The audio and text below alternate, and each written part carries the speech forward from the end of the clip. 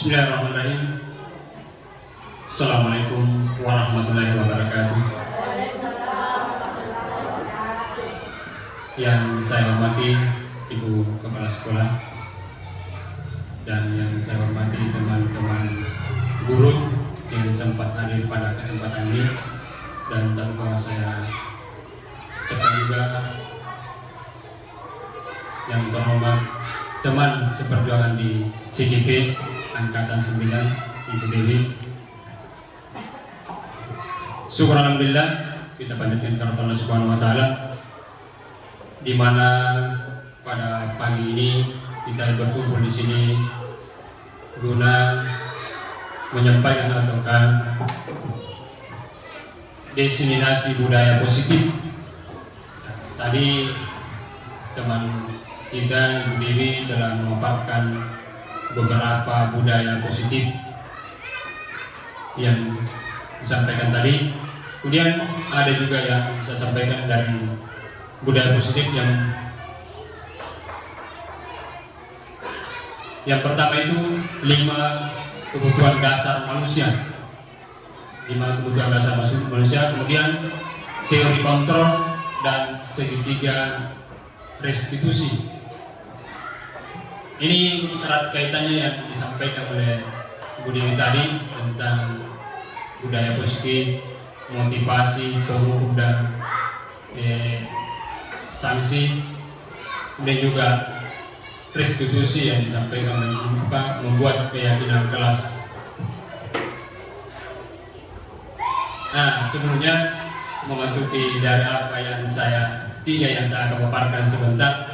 Terdahulu kita breathing karena mungkin tadi apalagi namanya suasana tadi ya, jadi kita tingkatkan apalagi namanya motivasi kita untuk dalam kesempatan ini dengan breathing atau kebiasa kita laksanakan di anak-anak kita. Apa saja breathingnya? Tepukan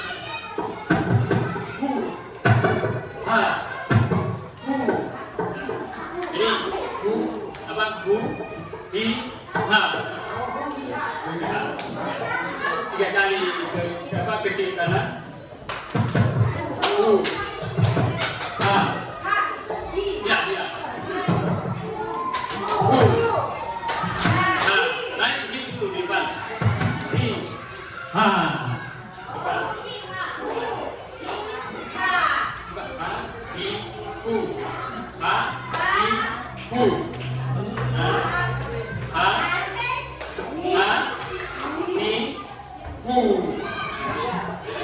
ya, bisa teman-teman berdiri ya, supaya tadi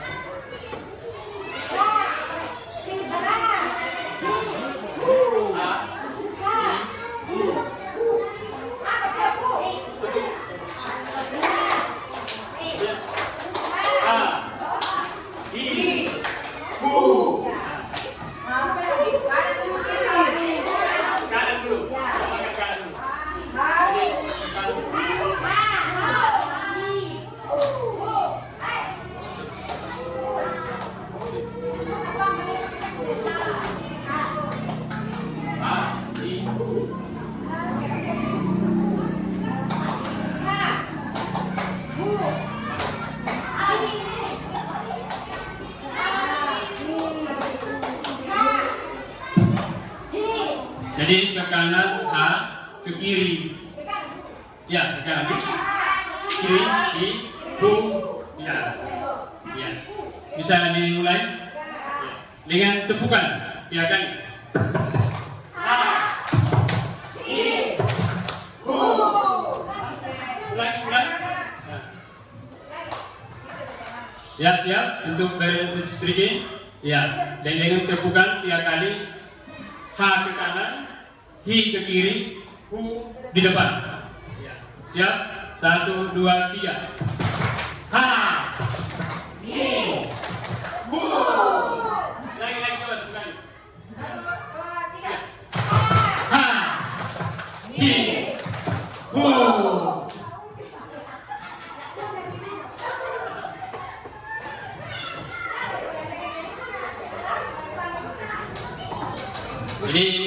biasanya diberikan pada misalnya anak-anak kita supaya dalam menyampaikan sesuatu atau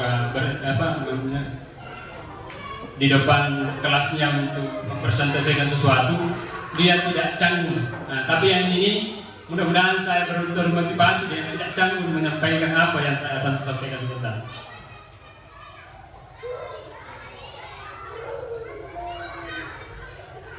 Jadi yang pertama di sini adalah 5 kebutuhan dasar manusia menurut William Glasser dalam teori. Yang pertama itu kebutuhan dasar manusia. Yang pertama kebutuhan untuk bertahan hidup. Yang kedua cinta dan kasih sayang.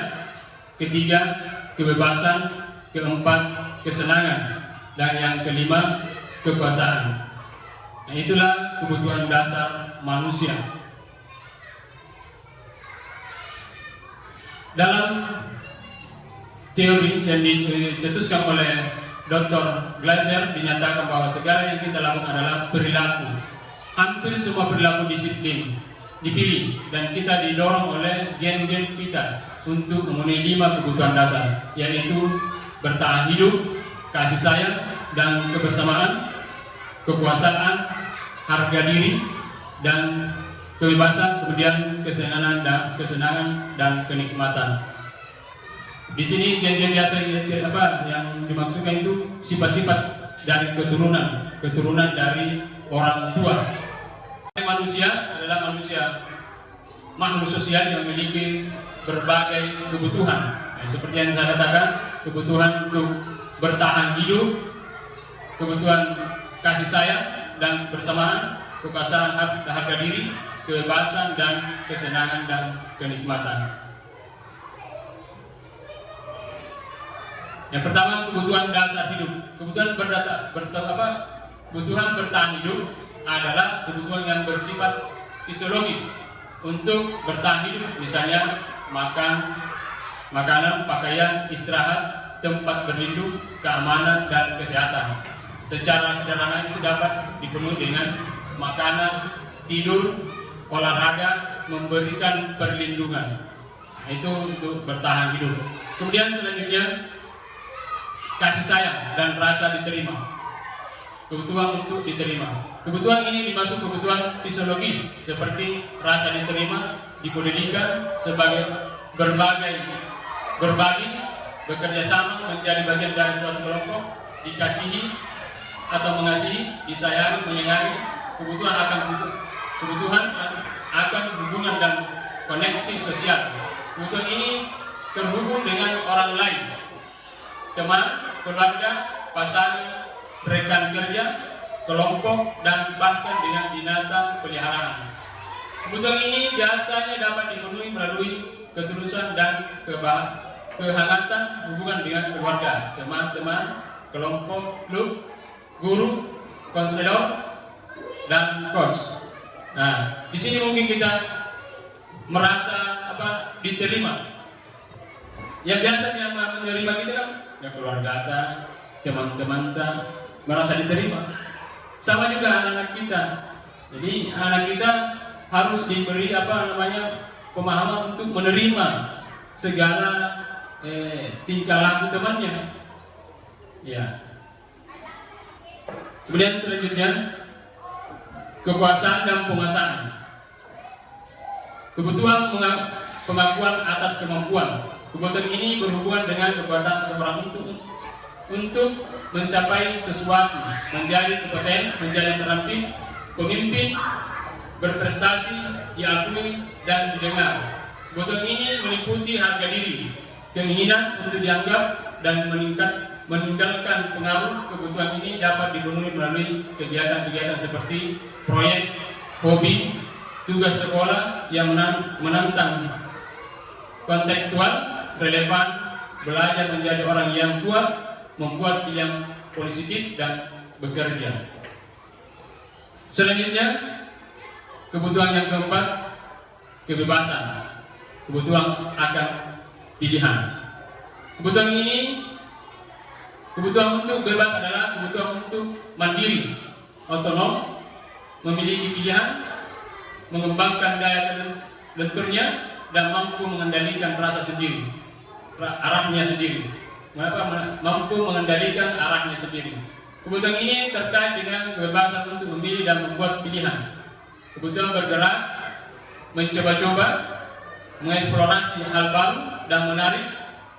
Menemukan kebutuhan ini dapat dilakukan dengan menyediakan variasi waktu senggang, memberikan ruang untuk jadi diri sendiri yang merdeka, serta liburan. Selanjutnya, kesenangan. Kebutuhan untuk merasa senang. Kebutuhan akan kesenangan adalah kebutuhan untuk mencari kesenangan, humor, bermain, bersenang-senang, bergembira, antusiasme, dan tertawa. Glasser menghubungkan kebutuhan ini dengan belajar. Menurutnya, dengan bermain kita sekaligus mempelajari banyak keterampilan hidup yang penting. Biasanya kebutuhan ini juga dapat dipenuhi dengan menyediakan tantangan, gurauan, dan pembelajaran yang bermakna.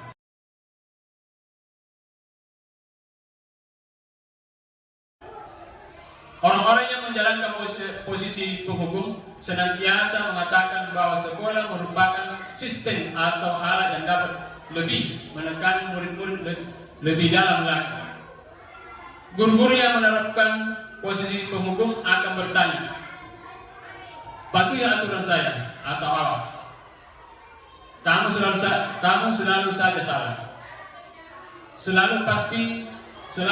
Pasti selalu yang terakhir selesai. Guru seperti ini senantiasa percaya hanya ada satu cara agar pembelajaran bisa berhasil, yaitu dengan cara diam. Penghukum biasanya nada suaranya tinggi, bahasa tubuh, mata melotot, dan jari menunjuk-nunjuk, menghardik. Kemudian terlambat lagi. Pasti terlambat lagi. Selalu datang terlambat dan kamu bisa datang tepat waktu.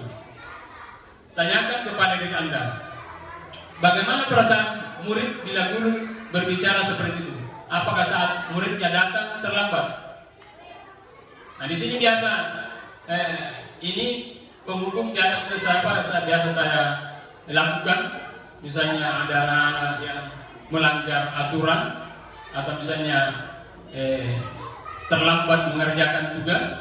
Nah, biasa kita dengan sendirinya kita bertanya, patuhi aturan yang atau awas. Seperti juga tadi yang kita apalagi waktu upacara itu memberikan konsekuensi seperti itu. Biasa kita sebenarnya bisa ditanyakan apa masalahnya, kenapa bisa tidak pakai sepatu, tidak pakai topi. Kemudian yang kedua, hasil dari penghukum ini biasanya memungkinkan murid marah dan menendang atau bersifat agresif. Bisa jadi sesudah kembali dulu, murid tersebut akan mencoret-coret bukunya atau meja tulisnya. Lebih buruk lagi, sepulang sekolah mereka melihat motor atau mobil bapak ibu guru dan akan menggores kendaraan tersebut dengan paku. Biasa kalau anak-anak tidak bisa dia kontrol emosinya, biasa dia melakukan secara agresif ataukah secara sengaja merusak fasilitas ataukah dengan rasa dendamnya kepada kita karena sudah menghukum. Itu bisa terjadi pada suatu waktu. Simak video berikut ini. Menunjuk-nunjuk, menyakiti, dan menyebut. Hukuman bisa berupa fisik maupun psikis. Ibu dan bapak guru hebat. Dampak yang terjadi pada murid ketika guru berada pada posisi menghukum adalah murid cenderung akan memberontak, bahkan menekan dendam. Membuat merasa bersalah.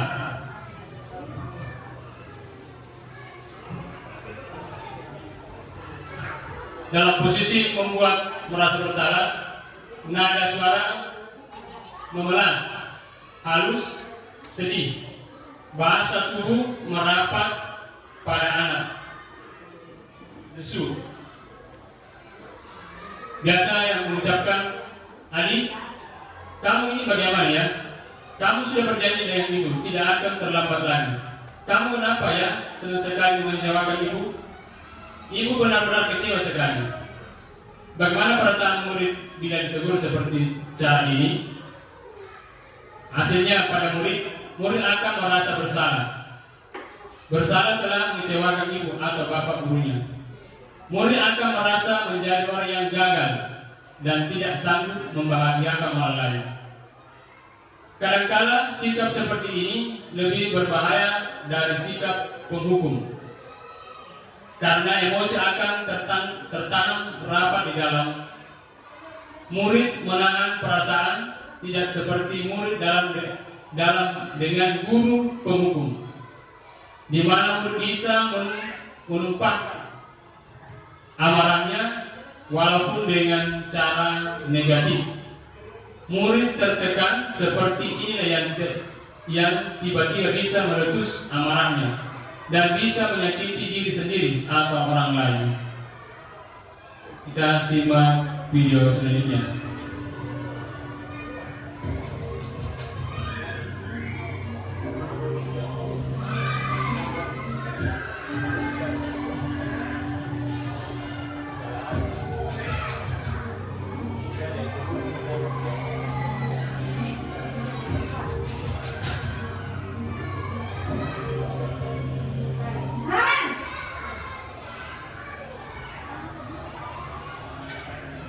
Selamat pagi, Bu. Naren, kamu kenapa terlambat lagi, nak? Ya Tuhan, Naren, kamu senang ya bikin ibu susah ya? Kalau kamu terlambat lagi, nanti ibu yang ditegur bapak kepala sekolah, nak. Disangka ibu tidak bisa membina kamu. Duh, gimana ini? Maaf, Bu. Duh, Gusti Naren, kamu suka ya kalau ibu ditegur bapak kepala sekolah? Terus, sekarang ibu harus tulis apa ini di buku absen? Ini kamu sudah sering terlambat loh. Ibu harus apa coba? Maaf, Bu. Maaf sekali. Ya sudah, lain kali jangan bikin ibu susah lagi ya, nak ya. Ibu tidak akan kuat lagi kalau kamu gini terus. Bisa jantungan kalau ibu tegur bapak kepala sekolah. Sekarang cepat kelas. Maaf ya, Bu. Maaf sekali. Posisi membuat rasa bersalah berbicara dengan nada tenang, cenderung lembut. Namun kata-kata yang diutarakan membuat murid merasa menjadi orang yang gagal, memandang buruk dirinya sendiri, merasa tidak berharga, dan tidak sanggup membahagiakan orang lain. Ketika guru mengambil posisi pembuat rasa bersalah, murid akan menganggap diri. Selanjutnya pada posisi teman, nada suara ramah, akrab, dan bercanda. Bahasa tubuh merapat dan murid. Pada murid, mata dan senyum jenaka.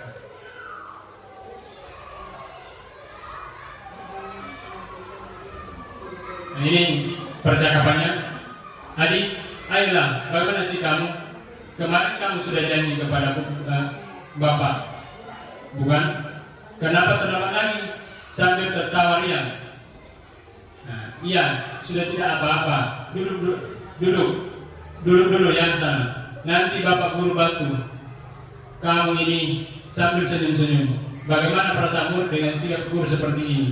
Hasilnya, dalam posisi teman, murid akan merasa senang dan akrab dengan guru. Ini termasuk dampak yang positif. Hanya saja di sisi negatif, murid menjadi tergantung pada guru tersebut. Bila ada masalah, dia merasa bisa mengandalkan guru tersebut untuk membantunya. Akibat lain dari posisi teman, adik hanya akan berbuat sesuai sesuatu bila yang menyuruhnya adalah guru tersebut. dan belum tentu berlaku yang sama dengan guru atau orang lain. Ya, saya seperti itu. Jadi dalam posisi teman ini biasa ada anak-anak, kalau kita posisikan diri kita sebagai teman anak itu, dia tergantung pada kita. Kemudian juga biasa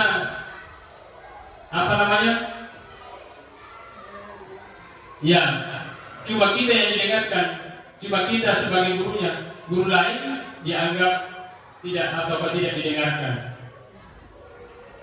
Nah, ini bisa berdampak negatif juga pada kita semua. Selanjutnya, teman, guru berbicara dengan nada suara ramah, akrab, cenderung bersenda gurau untuk menjaga suasana tetap santai. Murid akan merasa senang, aman, dan akrab dengan guru.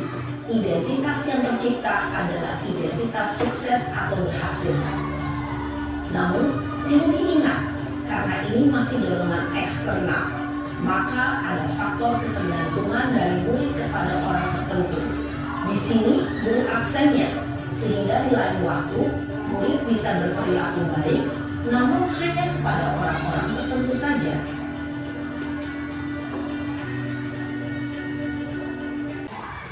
sekarang kita lanjut pada posisi manajer. Di posisi terakhir ada posisi manajer. Manajer adalah posisi di mana guru berbuat sesuatu bersama dengan murid, mempersilahkan murid bertanggung jawab, mempertanggungjawabkan perilakunya, mendukung murid agar dapat menemukan solusi atau permasalahan sendiri. Seorang manajer telah memiliki keterampilan di posisi teman atau pemantau, dan dengan demikian bisa jadi waktu-waktu tertentu kembali kepada kedua posisi bila diperlukan. Namun bila kita menginginkan murid-murid kita menjadi manusia merdeka, mandiri dan bertanggung jawab, maka kita perlu mengacu kepada restitusi yang dapat menjadikan murid kita seorang manajer bagi dirinya sendiri. Di manajer, murid diajak untuk menganalisis kebutuhan dirinya maupun kebutuhan orang lain. Di sini penekanan bukan pada kemampuan membuat konsekuensi, namun pada berkolaborasi dengan murid bagaimana memperbaiki kesalahan yang ada.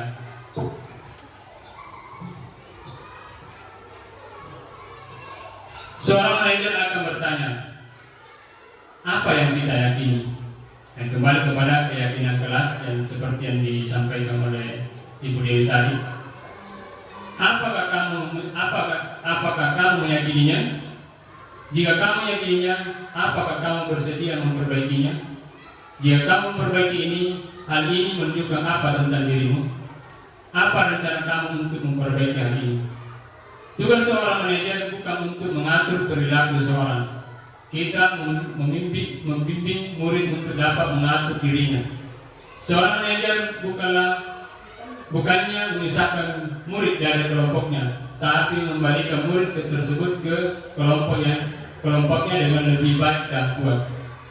Bisa jadi dalam praktik penerapan disiplin sehari kita akan kembali ke posisi teman atau pemantau, karena murid yang ditangani belum siap diajak berdiskusi atau diundang melakukan restitusi. Namun perlu disadari, tujuan akhir dari 5 posisi kontrol seorang guru adalah mencapai posisi manajer, di mana di posisi ini murid dapat menjadi pribadi yang mandiri, merdeka dan bertanggung jawab atas segala perilaku dan sikapnya, yang ada akhirnya dapat menciptakan lingkungan yang positif, nyaman dan aman. Jadi posisi manajer bisa saja di suatu waktu kembali kepada posisi teman dan posisi pemantau.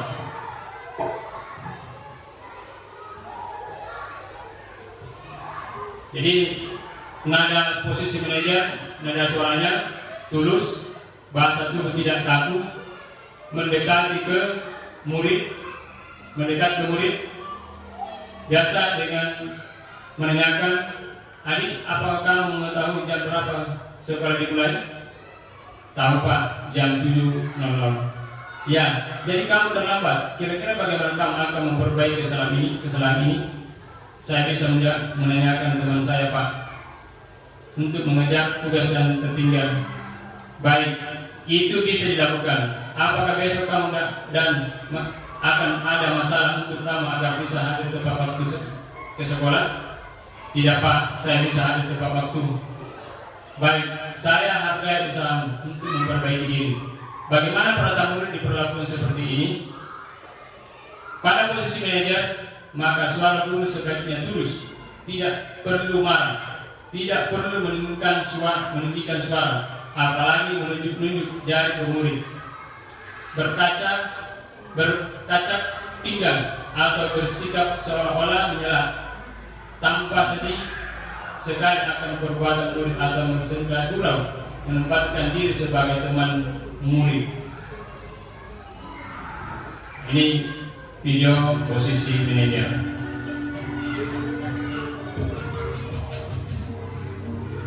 Ini masih Naren.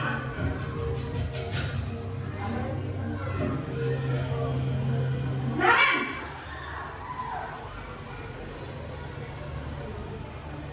Selamat pagi, Bu. selamat pagi Naren. Maaf, Bu, saya terlambat. Iya, sekolah masuknya jam 7, sekarang sudah jam 7.20. Jadi sekarang bagaimana ini Naren? Maaf, Bu, saya lupa setel alarm saya semalam. Baiklah, menurut kamu, keyakinan sekolah yang mana yang perlu kamu tingkatkan? Menghargai diri sendiri dan orang lain mungkin ya, Bu. Setuju. Jadi, apakah Naren meyakini prinsip saling menghormati tersebut? Iya, Bu, saya meyakininya. Apakah Naren bersedia memperbaiki masalah keterlambatan ini? Bersedia, Bu. Bagaimana kamu akan perbaiki masalah keterlambatan ini? Saya akan coba untuk tidak lupa menyetel alarm saya, Bu. Baik, kalau Naren lupa menyetel alarm di rumah, ada orang yang kira-kira bisa bantu mengingatkan tidak? Ada, Bu. Kakak saya, Kak Emma. Ada lagi selain Kak Emma? Selain Kak Emma, ada ibu saya. Baik, jadi yang mengingatkan Naren adalah Kak Emma dan ibu kamu ya? Kira-kira akan mulai setel alarm kapan ya Naren? Setelah pulang sekolah, akan segera saya lakukan. Baik, jadi Naren akan setel alarm untuk bangun besok pagi dan akan diingatkan oleh kakak dan ibunda Naren ya. Ada lagi yang mungkin perlu dilakukan Naren agar tidak terlambat bangun lagi. Tidak ada, Bu. Baik Naren, terima kasih untuk kerjasama kamu. Sekarang kamu perlu kembali ke kelas untuk belajar. Baik, Bu. Terima kasih. Posisi manajer adalah posisi kontrol yang disarankan untuk membimbing murid memiliki sikap disiplin yang positif, yaitu murid yang mandiri, bertanggung jawab, dan dapat memecahkan masalah. Tujuan dari posisi ini adalah agar murid dapat merefleksi atas tindakannya. Guru akan dengan tulus memberikan pertanyaan-pertanyaan bermakna, sehingga membuat murid dapat belajar dari kesalahannya dan mencari sebuah solusi untuk menyelesaikannya. Ibu dan bapak guru hebat, setelah mengamati adegan kelima posisi kontrol tadi, kira-kira posisi mana yang paling ideal? Posisi mana yang dapat menunjang motivasi intrinsik murid? Ya, tentu posisi manajer. Posisi ini memang posisi ideal yang ingin dituju setiap pendidik. Pada posisi inilah, guru dapat menerapkan disiplin positif yang berpihak pada murid, yang memerdekakan murid.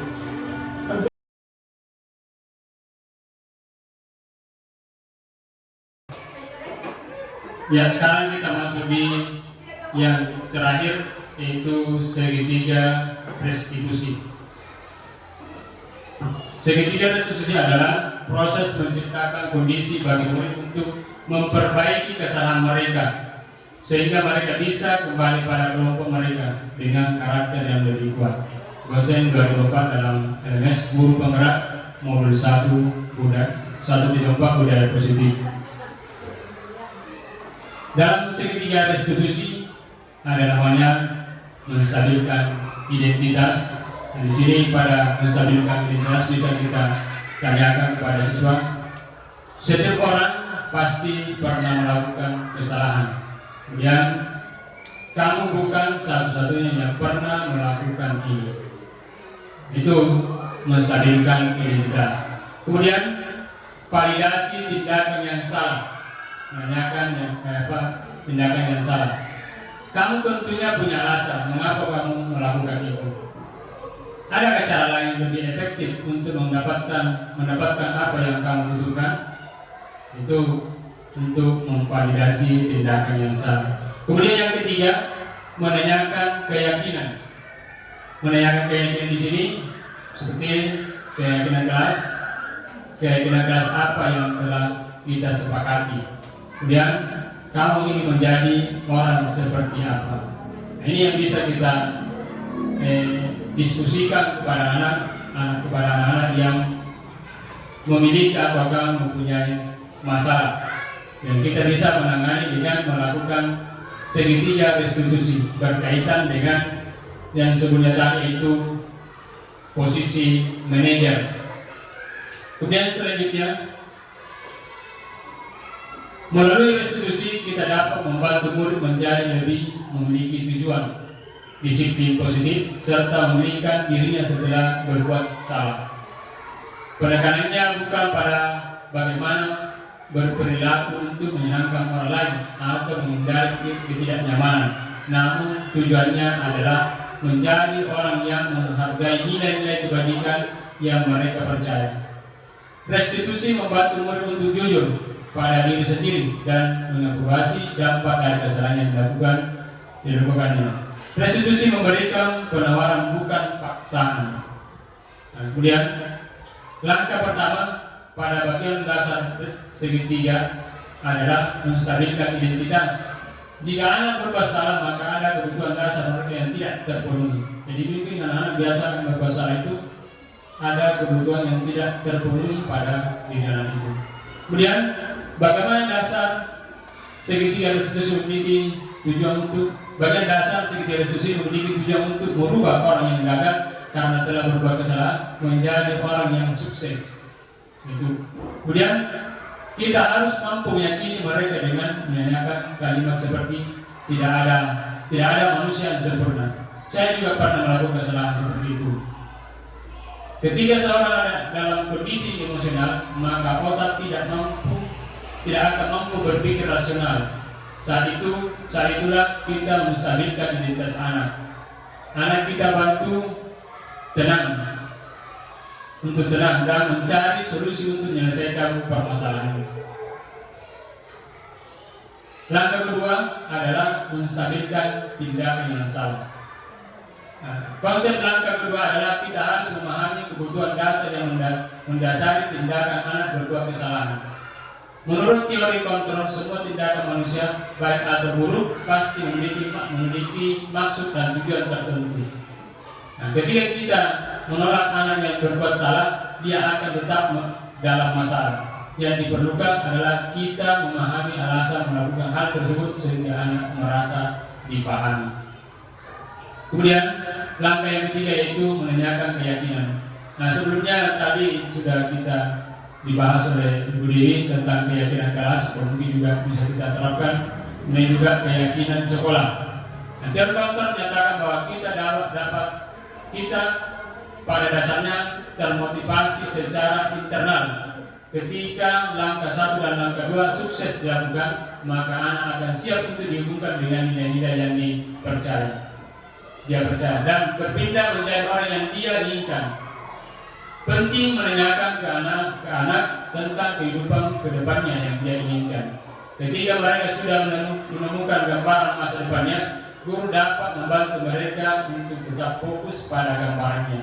Melalui segitiga restitusi, kita dapat mewujudkan mereka menjadi murid yang merdeka. Mereka mampu menyelesaikan masalah dengan motivasi internal dan bertanggung jawab terhadap pilihannya. Nah, ini video tentang segitiga restitusi. Siang saya. Sudah lama lagi berusaha dengan Pak Hadi dan Desi. Kesel Pak, kesel banget. Masa aku dikatain tukang fitnah, Pak? Ya aku marah lah. Aku udah dikatain Eka di depan kelas. Kesel banget. Oh begitu. Ya pasti kamu marah dan kesal. Bapak juga akan marah apabila ada yang menuduh Bapak seperti itu. Kemudian pada saat itu kamu mau melakukan apa? Ya saya langsung ngatain Eka lah, Pak. Kesel banget. Saya bentak-bentak dia depan teman-teman lain. Oh begitu. Pasti kamu melakukan seperti itu karena suatu alasan tertentu kan? Iyalah, masa saya diam saja, Pak? Ya saya bela diri lah. Masa saya dituduh tukang fitnah? Ya wajar lah. Mempertahankan harga diri itu sesuatu yang penting buat kamu. Untung kamu tidak bertindak lebih gegabah lagi. Hanya membentak-bentak. Iya, Pak. Untung saya masih bersabar dan hanya membentak saja. Sudah gemes padahal, saya pasti bela diri lah. Ya pasti ya. Tapi kamu memilih untuk tetap bertahan dan bersabar. Kamu memilih untuk tidak berbuat lebih parah lagi kan? Iya. Nah, sekarang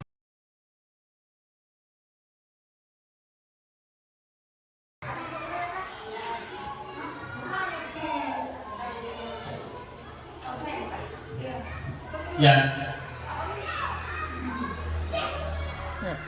Ya, sekarang sesi tanya jawab. Silakan Ibu.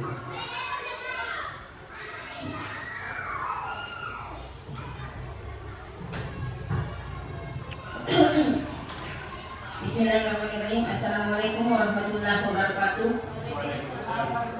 Waalaikumsalam. Baiklah, tadi ada beberapa cara menangani anak. Ini masalah di kelas, masalah di kelas 1 ini. Sering-sering ada salah seorang murid yang hobinya mengganggu teman. Terus sering. Tapi setiap kali saya tanya, nah nggak boleh begitu. Nanti kita tidak disuka sama teman dan banyak hal lain lagi yang kita tidak bisa tahu bahwa teman nanti suka membalas atau bagaimana. Tapi tetap saja dilakukan. Bagaimana tindakan saya? Saya manusia biasa, saya punya emosi. Jadi itu bagaimana caranya seperti yang tadi itu, yang mana restitusi, yang mana yang saya harus pakai di situ. Sekian, wassalamualaikum warahmatullahi wabarakatuh. Waalaikumsalam warahmatullahi. Jadi apa yang ditanyakan oleh teman kita, bagaimana cara menangani ataukah langkah atau posisi yang mana yang harus dilakukan dalam, misalnya kalau saya mungkin di situ kita ambil yang idealnya itu posisi manajer, kita apalagi menggali apa yang melatar belakangi sehingga dia berbuat seperti itu, atau mungkin ada kebutuhan yang tidak terpenuhi pada anak tersebut. Jadi kita menggali apa atau menganalisis apa yang dibutuhkan oleh anak tersebut. Mungkin dia butuh suatu perhatian ataukah suatu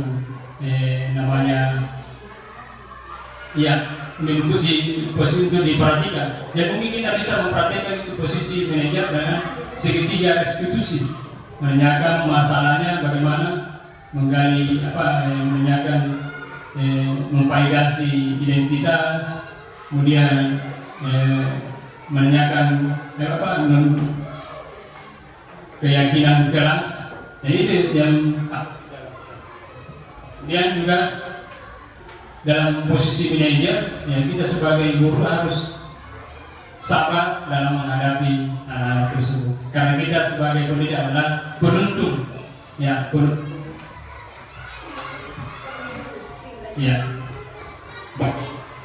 anak kita. Ya, itu saja yang bisa saya.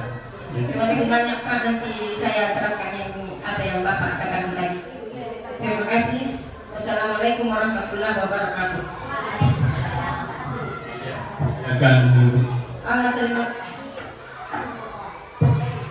Terima kasih atas kesempatan ini. Saya hanya menambahkan setelah kita menyimak dua pembicara tadi, maka akan bertambahlah ilmu kita sebagai guru yang sudah bertahun-tahun mengajar.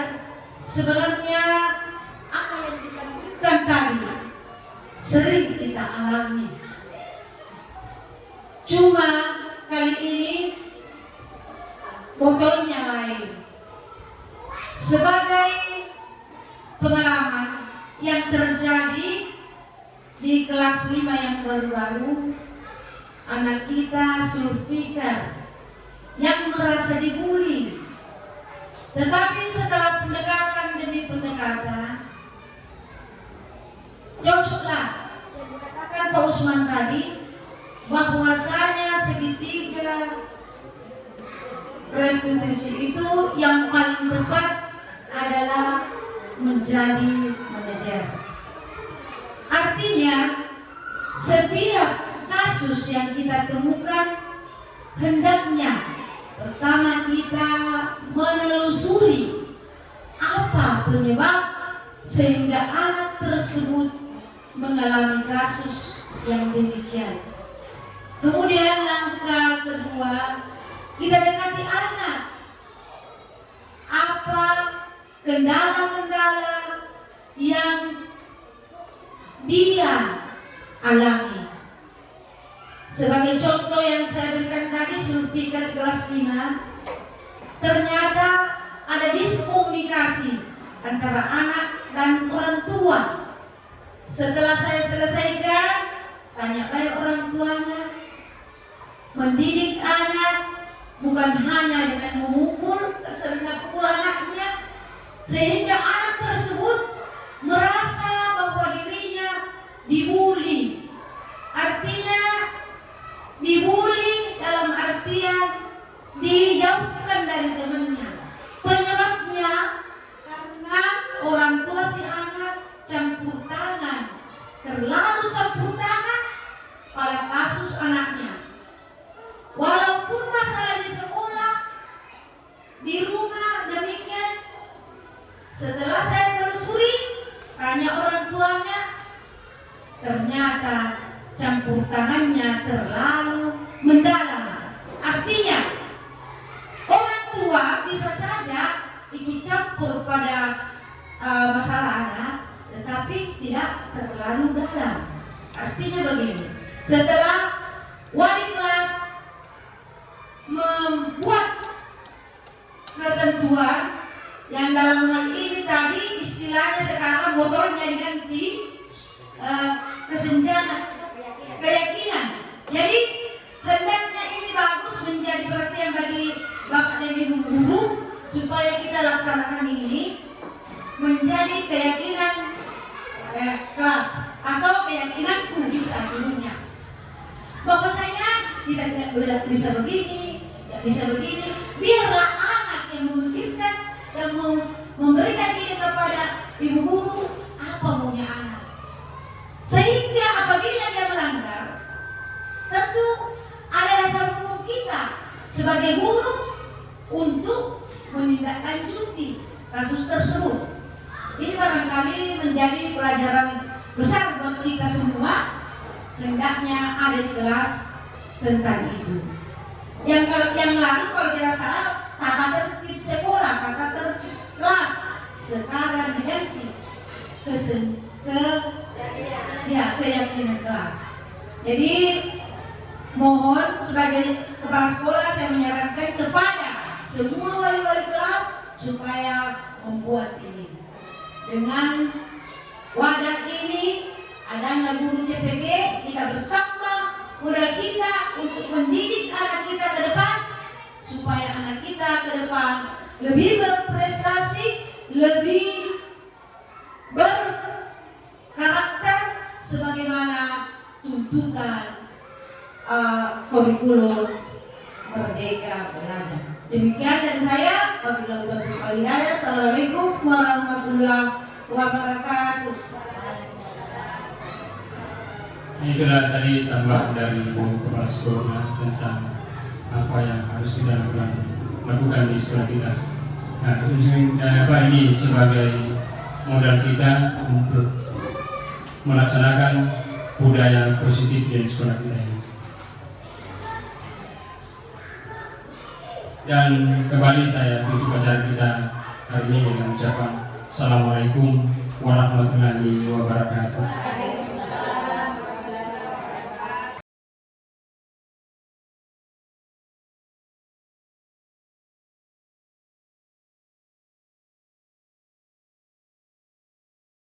Bismillahirrahmanirrahim. Assalamualaikum warahmatullahi wabarakatuh.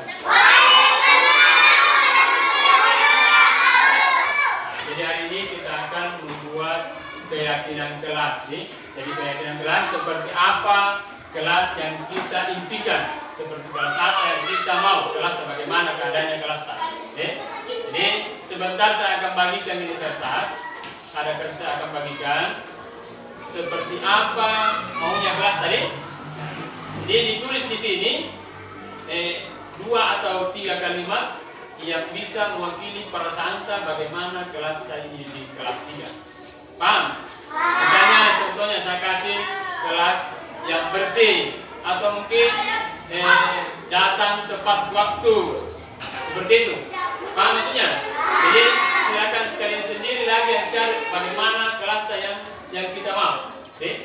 Yang benar penting. Ya, saya buka.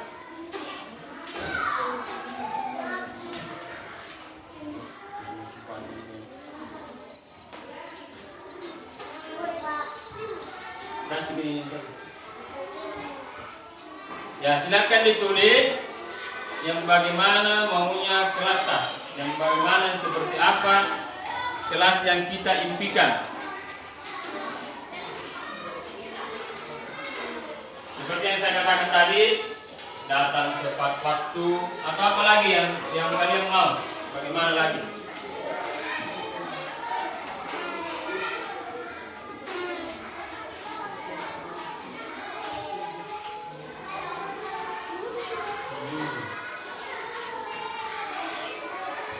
Sudah dapat semua? Sudah. Silakan ditulis di situ apa kelas yang bagaimana yang kita mau. Ya, silakan ditulis. Apa? Kubati kami. Berarti kami dulu.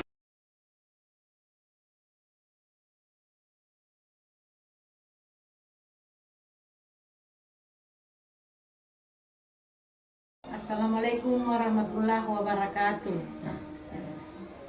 Saya Sukmawati SPD, Kepala Sekolah SD 16 Lonrong, merasa bangga, alhamdulillah 2 orang guru kami lolos sebagai calon guru penggerak angkatan 9 dan telah melaksanakan diseminasi budaya positif dengan materi pertama disiplin positif, kedua hukuman, konsekuensi dan restitusi, yang ketiga keyakinan kelas, yang keempat 5 kebutuhan dasar manusia, dan selanjutnya teori kontrol, dan yang terakhir segitiga restitusi. Saya sebagai kepala sekolah untuk CGP atau calon guru penggerak dan rekan-rekan guru setelah mengikuti diseminasi ini mengharapkan agar apa yang diperoleh dalam materi tersebut supaya dapat diterapkan dalam pembelajaran, khususnya PBM di kelas. Jangan hanya teori, tetapi dipraktikkan, dilakukan sehari-hari. Demikian, Assalamualaikum warahmatullahi wabarakatuh.